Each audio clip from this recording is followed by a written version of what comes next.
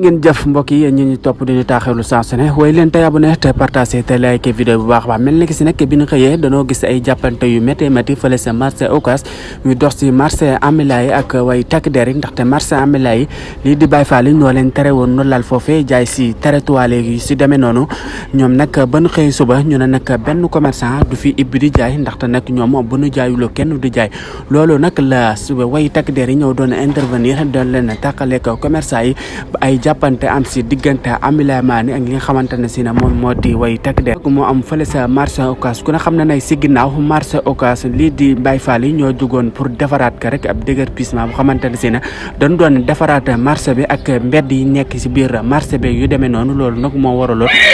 nag moo waral ab jàppante bu dox si diggante takk der ak marché Amila yi fële sa marché Ocass way leen tey abonné tey taaxeerlu yeneen i xibaar su suñ seen bi di